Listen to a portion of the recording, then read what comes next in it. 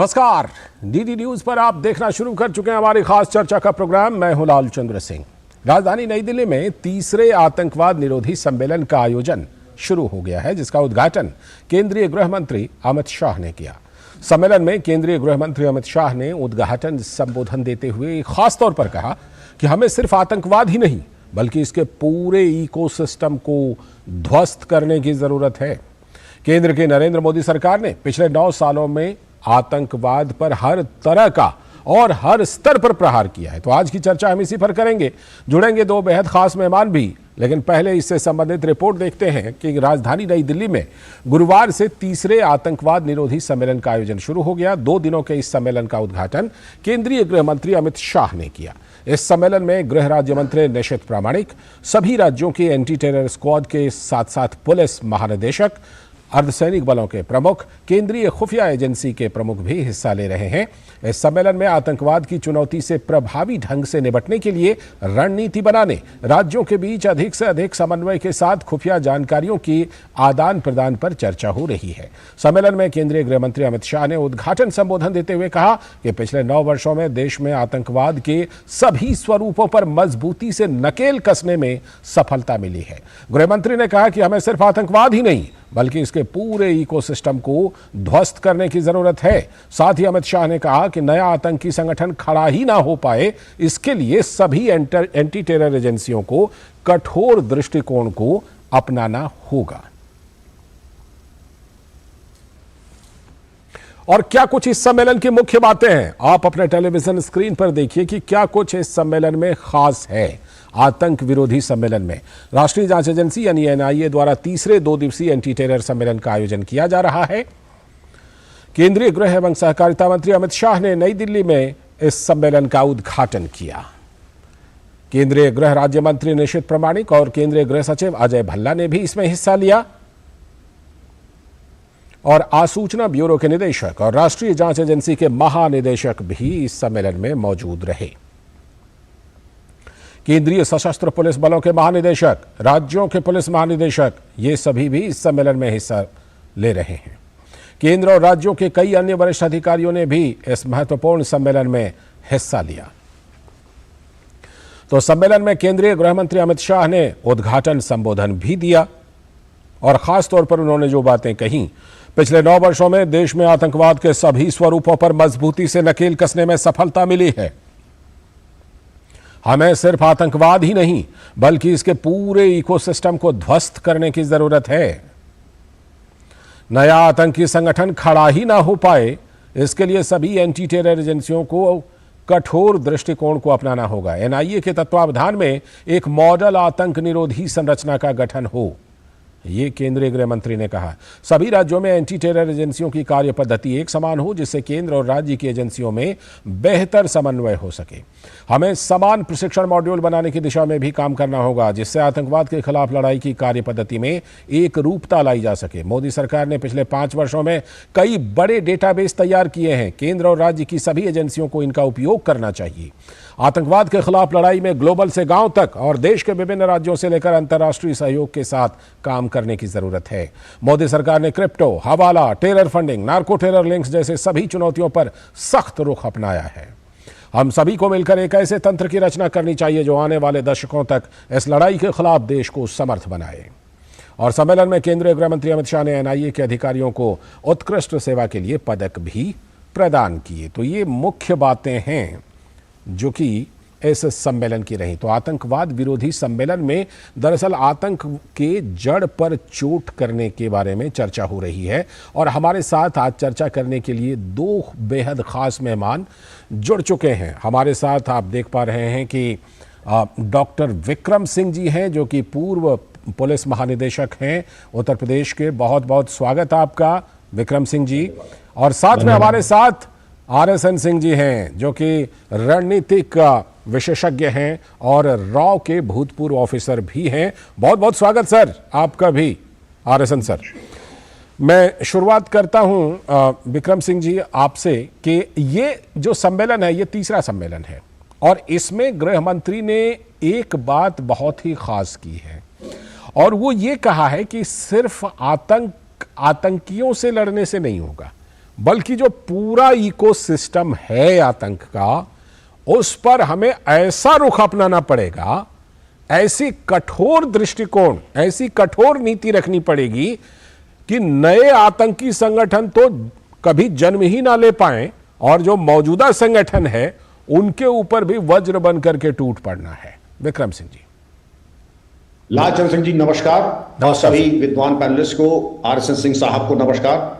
आपने अपने प्रारंभिक संबोधन में यह स्पष्ट कर दिया और इतने ज्यादा बिंदु उसमें हैं कि ऐसा सारगर्भित एजेंडा मैंने नहीं देखा अपने जीवन काल में। जब मैं अपने जीवन का 36 वर्ष उसके मेरे पुलिस की सेवा के हैं कि आपने न केवल जो एजेंडा है कि आतंकवाद को समाप्त करना है, बल्कि उसके इकोसिस्टम में, और इकोसिस्टम के साथ साथ आपने प्रकाश डाला कि अब तक आपने क्या क्या कर लिया है। आपने डेटाबेस तैयार कर लिया, आपने फाइनेंशियल बेसिस, जिसमें क्रिप्टो करेंसी, जिसमें नार्को टेररिज्म, जिसमें हवाला, जिसमें अवैधानिक इस तरीके के फाइनेंशियल ट्रांजैक्शन, गिफ्ट और फेरा और फेमा के अंतर्गत जो आते हैं, मैं समझता हूं कि इतना फोकस्ड, इतना जबरदस्त विजन मैंने नहीं देखा। और आज अगर विजन है, एक भारतीय होने के नाते मैं गौरवान्वित हूं कि इसमें केवल पुलिस महानिदेशक और एटीएस चीफ स्टेट के नहीं, बल्कि भारत सरकार के समस्त पैरामिलिट्री फोर्सेस के जो चीफ है और एनआईए, आईबी, अन्य संगठन के जो चीफ हैं वो भी मौजूद थे। और माननीय गृह मंत्री जी ने बात यही समाप्त नहीं की, उन्होंने प्रशिक्षण मॉड्यूल की एक रूपता और इकोसिस्टम को, अभी तक क्या होता था सिंह साहब, हम सतही बातें करते थे, सतह को छील देते थे, बाकी अंदर जो नासूर फट रहा है, अंदर जो कैंसर बन रहा है, उसको ट्रीट नहीं करते थे। आज पहली बार उस इकोसिस्टम को ध्वस्त करने की बात आई। ये कह देना तो आसान है, करना कितना दुष्कर है। मैं एक छोटी सी मिसाल आपको देता हूं। जी। एक भारत विरोधी व्यक्ति डॉक्टर जाकिर नाइक, और उसने क्या नहीं किया। आज वो एक पलायित और घोषित अपराधी है, लेकिन वारे हमारे शीर्षस्थ कई नेताओं ने उसको अमन का फरिश्ता, शांति दूत और ऐसी तक व्यवस्था कर दी कि नेशनल पुलिस एकेडमी में जाकर के वो व्याख्यान देता था। नेशनल एकेडमी फॉर एडमिनिस्ट्रेशन, जहां आईएएस और आईपीएस और तमाम सेंट्रल सर्विसेज के अधिकारी वहां पर जाके व्याख्यान गेस्ट स्पीकर होकर के गया। ऐसा अंधेर अगर होता रहा, कम से कम आज अगर गृह मंत्री महोदय के द्वारा यह उद्बोधन और यह उद्घोष किया गया है, अब कम से कम ऐसा कोई दुस्साहस नहीं करेगा कि राष्ट्र विरोधी व्यक्ति को। और जो एक वाक्य और जरूर कि आपने क्या नहीं किया अब तक। आपने सिमी को बैन किया, आपने पीएफआई को बैन किया, आपने न केवल पीएफआई बल्कि इंडियन मुजाहिदीन की कमर तोड़ दी, और अब जो सर उठा रहे हैं चरमपंथी, उनके बारे में भी उनके कपाल क्रिया करने का पूरी रणनीति तैयार हो गई। ये मेरे लिए एक भारतीय होने के नाते मुझे गौरवान्वित कर रहा है। मैं लौटता हूं आपके पास, और आरएसएन सिंह जी, जिनके पास तजुर्बा है रॉ में काम करने का और साथ में एक्सपर्ट हैं, स्ट्रेटजिक एक्सपर्ट, उनसे इस मुद्दे पर मैं ज़रूर जानना चाहूँगा। सर, जिस समय ये बात गृह मंत्री कह रहे हैं कि पूरे इकोसिस्टम पर चोट करना होगा, आपका जो तजर्बा रहा है, तो मैं ये जानना चाहूँगा कि जब वो इकोसिस्टम पर चोट करने की बात कह रहे हैं तो वो क्या कहना चाह रहे हैं, किन किन चीज़ों पर सुरक्षा एजेंसियों को चोट करने की ज़रूरत है आतंकवाद को जड़ से ख़त्म करने के लिए? देखिए, इकोसिस्टम पर जहां तक चोट की बात है, तो आप भी इस बात को मानेंगे कि फिलहाल के कुछ दिनों में जो हमारी संस्कृति है काउंटर प्रॉक्सी वॉर और काउंटर टेररिज्म को लेके, वो बहुत बदली सी दिख रही है जी। कनाडा में चाहे दहशतगर्दी के प्रति जो हमारा कूटनीतिक रुख हो, बहुत कुछ पाकिस्तान में हो रहा है, अब जिस वजह से भी हो रहा है, लेकिन आप तो देख रहे हैं, ऐसा लग रहा है कि ऊपर वाला पूरे जो अभी तक जो इनकी करतूतों का जो पूरा भंडारा जो था, उसको एक के बाद एक सब निबट रहे हैं। चाहे वो IC-814 हो या 26 से 11 के कल्प्रिट्स हो या बाकी लोग हों, सब पता नहीं एक के बाद एक टपक रहे हैं जी। उसमें नहीं, मैं उसमें नहीं मतलब, लेकिन आप इस बात से तो जो हो रहा है वो तो दिखाई पड़ रहा है। हाँ, सही बात नहीं, हमने तो ऐसा सच कुछ हिंदुस्तान में नहीं देखा है। सबसे बड़ी बात है, शायद आप लोगों ने पता नहीं इस पर कितना गौर किया है जी, अभी पिछले 2-3 दिन में 3 बड़ी घटनाएं हुई हैं और तीनों आपस में लिंक्ड है। एक जो ये 3 ये जिहादी जो कि बीटेक डिग्री के पास था, तीनों के पास, एक के पास माइनिंग का, मैं आलम वर्सी और रिजवान की बात कर रहा हूँ। जी जी। एक के पास माइनिंग का डिग्री था, दूसरे के पास मैकेनिकल इंजीनियरिंग का, तीसरा जो है इंफॉर्मेशन टेक्नोलॉजी का। तो ये लोग अयोध्या अक्षरधाम पर हमले की तैयारी कर रहे थे, दबोच लिए गए।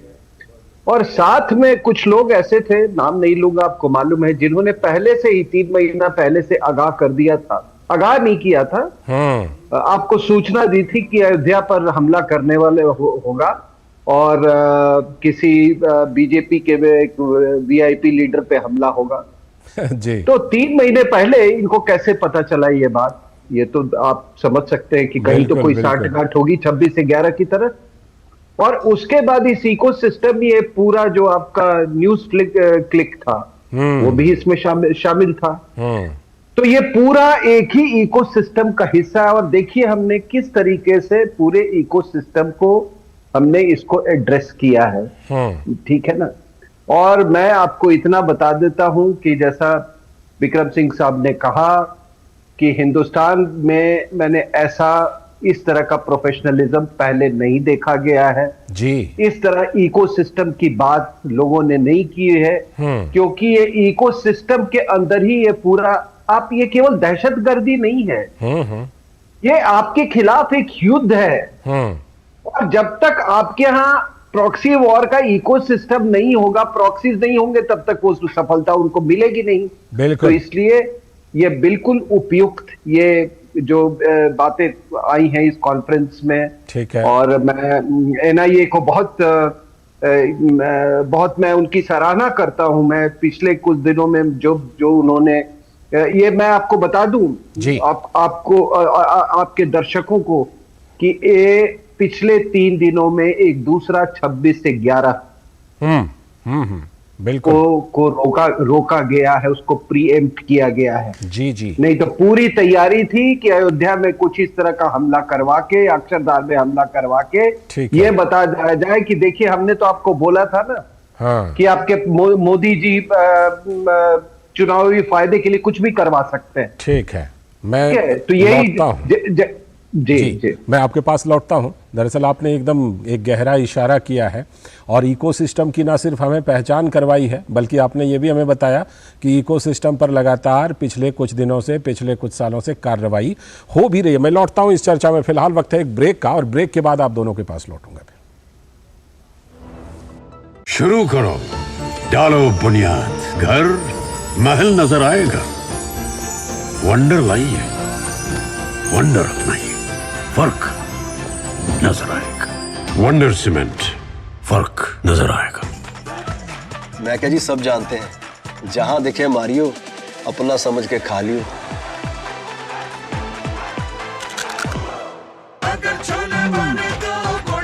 गोल्डी छोले मसाले, जहां जाए रिश्ते बनाए, जहां जाए रिश्ते बनाए, गोल्डी मसाले। शेयर मार्केट में इन्वेस्ट करें, गारंटीड रिटर्न से लाखों कमाएं। ये लिमिटेड ऑफर सिर्फ आपके लिए। नागिन की आंख में कैमरा फिट होता है। तुम भी क्या बकवास में यकीन करती हो? आप भी तो वही कर रहे हो पापा। शेयर मार्केट में कोई गारंटेड रिटर्न्स का वादा नहीं कर सकता। ऐसा कोई मैसेज, मेल या ऐड दिखे तो समझिए गलत है। ऐसे स्कीम निवेशक के साथ धोखा है और कानूनन अपराध भी। कितनी बार तो समझाया आपको। सोचकर समझकर इन्वेस्ट कर। वाह भैया, तारी तो घनी धाकड़ पहचान से। अरे वाह मयंक, तारी तो धाकड़ पहचान हो रखी से। आजकल तो बड़े धाकड़ों से घनी पहचान हो रही हमारे मोहल्ले वालों की। सही कहे। मारी भी लग जाती सरकारी नौकरी अगर लोगों की तरह किसी धाकड़ आदमी से हमारी जान पहचान होती। हाँ भाई, धाकड़ से पहचान है भाई। कौन है यो धाकड़, ताऊ या मामा? अरे न ताऊ न मामा, धाकड़ है मोदी जी और मनोहर लाल जी। उन्होंने बिना खर्ची पर्ची के मेरिट पर भर्ती कराई। तेरी और तेरे दोनों साथियों की भी लग सकती है अगर मेरिट हो। अब हरियाणा में खर्ची और पर्ची का झंझट हुआ खत्म। सरकारी नौकरी में भर्ती की प्रक्रिया को आसान बनाया। हरियाणा में अब मेरिट पर मिलती है हर नौकरी। मेरिट पर 1,10,000 भर्तियां हुई और 60,000 नौकरियों में भर्ती का काम है जारी। धाकड़ हरियाणा, जो ठाना वो कर दिखाया। शुरू करो, डालो बुनियाद, घर महल नजर आएगा।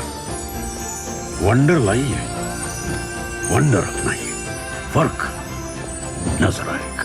वंडर सीमेंट, फर्क नजर आएगा। स्वागत है। ब्रेक के बाद आप आतंकवाद निरोधी सम्मेलन पर ये खास चर्चा देख रहे हैं। हमारे साथ हमारे दोनों खास मेहमान मौजूद हैं। रुख करता हूं मैं विक्रम सिंह जी का।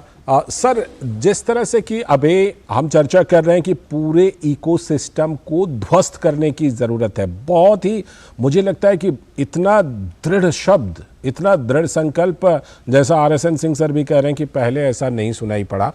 लेकिन क्या हम ये देख पा रहे हैं विक्रम सिंह जी कि चाहे अंतर्राष्ट्रीय स्तर पर कई देशों के प्रति जो भारत ने रुख लिया है, वहाँ से लेकर के और तमाम जो ये संगठनों के खिलाफ कार्रवाई हो रही है, जिसमें जो फंडिंग, विदेशी फंडिंग का मामला है जिसके बारे में RSN सिंह जी ने कहा, उस पर भी जिस तरह से हो रही है क्रिया, जिस तरह से एक्शन हो रहा है, तो कहीं ना कहीं ये ऐसा लग रहा है कि पहले जो हमारी एक नीति होती थी कि घटना घटी उसके बाद हम उस पर प्रतिक्रिया देंगे, लेकिन अब आपको ये लगता है कि हम प्रोएक्टिव हो रहे हैं आतंकवाद के खिलाफ कार्रवाई को लेकर? निसंदेह सिंह साहब, इससे ज्यादा प्रोएक्टिव अप्रोच हो नहीं सकता था जो कि आज की तारीख में है। मिसाल, जैसे कि भारत विरोधी जो भी व्यक्ति कहीं पर है, हम लोग यही कहते थे कि वो अब चैन की नींद नहीं सो सकता है। कुछ ग्रह नक्षत्र का खेल है कि उनका लगता है कि उनके ऊपर अब संकट की घड़ी आ गई, कुछ ग्रह नक्षत्र उनके बिगड़ चुके हैं और कुछ लोग हमें बदनाम करने की नीयत से कहते हैं कि इसमें हमारा क्या हाथ है। हम लोग संविधान से चलने वाला देश है, हम लोग किसी तरह का ऐसा कोई काम नहीं करते हैं जो कि भारत में या विश्व में कहीं अवैधानिक माना जाए। लेकिन जो एक तरीके का इकोसिस्टम है कि जो गैंग वॉरफेयर होता है, गैंग में भी डकैत एक दूसरे को गोली मारते थे, यहां भी अगर गैंग है, क्रिमिनल है, गोली चली, ऐसे बातें आई कि क्या पाकिस्तान, क्या कनाडा, क्या अन्यत्र गोली चली और भारत विरोधी तत्व मिट्टी में मिल गए। अब फाइनेंशियल ट्रांजैक्शंस के ऊपर आए, आप FATF को छोड़ दें, लेकिन जो बात गृह मंत्री जी ने आज कही है कि क्रिप्टो करेंसी ले लीजिए, हवाला ले लीजिए, नार्को टेररिज्म ले लीजिए या ओपियम स्मगलिंग ले लीजिए, हर चीज के ऊपर हमारी अनुसंधान एजेंसीज और इंटेलिजेंस एजेंसीज की नजर है। पर क्यों ना हो, क्योंकि इसकी जो इकोसिस्टम है उसकी संग बुनियाद है स्लीपर सेल। स्लीपर सेल तक ये पैसा कैसे आता है, चाहे गिफ्ट के जरिए, नाजायज फंडिंग के जरिए, क्राउड फंडिंग के जरिए, या जो खाड़ी के देशों से ज़कात की आड़ में अगर आता है, वो आता है शिक्षा और शिक्षा, चिकित्सा या इन चीजों के लिए, विकास के लिए। लेकिन कुछ लोग उसका दुरुपयोग करके टेरर के इस्तेमाल करते हैं और उसकी हजार मिसालें हैं। अब हम आते हैं इस मुद्दे के ऊपर, अगर स्लीपर सेल तक पहुंचना है जो कि संक्रमण की अंतिम कड़ी है, तो स्लीपर सेल को चिन्हित करने के लिए तभी इकोसिस्टम तक हम पहुंचेंगे जब स्लीपर सेल से शुरू होकर के जो 3 आका जो पकड़े गए हैं ISIS के, दिल्ली स्पेशल ब्रांच के द्वारा, और इसके अलावा जिसके तार जहां से जुड़े हैं, जो फाइनेंशियल फंडिंग, फाइनेंशियल ट्रेल चिन्हित करके जो भी लाभान्वित हुए हैं, जिन्होंने फंडिंग की है, करवाई है, जिन्होंने सहयोग किया है, जिन्होंने कैटलाइज किया है, उनकी जिम्मेदारी फिक्स करके उन पर कार्रवाई की जाए बिना भेदभाव के। और न्यूज क्लिक एक ज्वलंत उदाहरण है कि भारत विरोधी गतिविधियों में जो लिप्त है, जो उस इकोसिस्टम को हवा दे रहा है, जो प्राण ऊर्जा और ऑक्सीजन दे रहा है, उसके विरुद्ध भी वही कार्रवाई होगी जो कि एक अपराधी की होती है। सिंह साहब, ठीक है। RSN सर, जिस तरह से कि कार्रवाई हो रही है और हम देख रहे हैं कि जो पहले जो ओवर द ग्राउंड लोग होते थे, कहने को उनको अर्बन नक्सल भी कहा जाता है, वैसे लोग भी कहीं ना कहीं ऐसे तथाकथित बुद्धिजीवी वो इन चीज़ों को प्रमोट करते हैं। ऐसे लोग मीडिया में कुछ लोग मिल सकते हैं, जैसे कि कार्रवाई हो रही है न्यूज़ क्लिक जैसे वेबसाइट पर, ऐसे लोग कोई सामाजिक कार्यकर्ता हो सकते हैं, ऐसे लोग किसी पार्टी के नेता हो सकते हैं जो दूसरों के हित में काम कर रहे हैं और भारत को डिस्टर्ब करने की कोशिश कर रहे हैं। उन सभी के खिलाफ हमें आने वाले दिनों में ऐसी ही चोट, ऐसी ही कार्रवाई देखने को मिल सकती है। बिल्कुल, और ये होना भी चाहिए। आप देखिए, ये जितने भी आयात किए हुए जो आइडियोलॉजीज हैं, वो जो कि बुनियादी तौर पे प्रजातंत्र पे विश्वास नहीं करते हैं जी, उन लोगों की साठगांठ राजनीतिक से, न्यायपालिका से और बाकी जो हमारे तमाम ऑर्गन्स हैं उनके साथ है। आपको इसमें कोई, मैं बहुत बड़ी बात नहीं कह रहा हूं, सभी लोग जानते कि न्यायपालिका में कुछ वकील, कुछ ऐसे जज साहब लोग भी हैं जो कि बिल्कुल चीन परस्त हैं, वामपंथ परस्त हैं। हमारे राजनीति में हम लोग जानते हैं जो कि बहुत सारे लोग हैं जो चाहे वो कुछ भी कह ले, वो जिहाद परस्त हैं, और अगर जिहाद परस्त हैं तो वो पाकिस्तान परस्त भी है। तो सिर्फ आपने काली कोट पहन ली या सफेद कुर्ता पहन लिया, उसकी आड़ में आप नहीं बच सकते हैं, नहीं बचना चाहिए उनको, ठीक है ना। जब हम इकोसिस्टम की बात करते हैं, अब आपको मैं एक उदाहरण देता हूं कि हमने इंदिरा गांधी, मैडम इंदिरा गांधी को खोया जी, क्या हमने इकोसिस्टम को एड्रेस किया? अगर इकोसिस्टम एड्रेस किया होता तो आज लाल किले पर वो जो आपको दृश्य देखने को मिला, वो जो हमारे झंडे के साथ जो जिस तरह अपमानित किया गया, वो देखने को नहीं मिलता। ठीक है, उसी तरीके से मान लीजिए स्वर्गीय राजीव गांधी की जब हत्या हुई, क्या हमने इकोसिस्टम को एड्रेस किया? जो राजनीतिक पार्टी का, और उन दिनों मैं चेन्नई में पोस्टेड था, जिस राजनीतिक पार्टी का उसमें पूरा बिल्कुल जो कि उसमें उनकी मिली भगत थी, जी जी, वो वही पार्टी आज देखिए वो किस तरीके से सनातन के खिलाफ वो बयान कर रहे। तो जब हम इकोसिस्टम की बात करें तो हमको ये भी समझना चाहिए कि क्या हमारे संविधान निर्माताओं ने जब मल्टी पार्टी डेमोक्रेसी की कल्पना की थी, तो क्या इसकी कल्पना की थी कि किस तरीके से राजनीति और दहशतगर्दी का गठजोड़ होगा? आप पाकिस्तान को बोलते हैं 26/11 कर दो, कोई एक नेता जाता है पाकिस्तान में कहता है कि मोदी जी को हटाने के लिए हमारी मदद करें जी। अभी कोई आप 60 कहते हैं और कहते हैं कि अयोध्या में हमला होगा, ठीक है। तो ये पूरा इकोसिस्टम, ये बहुत मतलब जिसको हम अंग्रेजी में कहे द प्रॉक्सी वॉर, हमारे राजनीति में बिल्कुल एम्बेडेड हो गई है, बिल्कुल एम्बेडेड हो गई है जी। और अगर अभी इसको एड्रेस नहीं किया गया तो मैं आपको बता दूं कि राष्ट्र निर्माण का जो कार्य है उसमें बाधा आएगी, बहुत भारी, मतलब लौटता हूं आपके पास, लौटता हूं।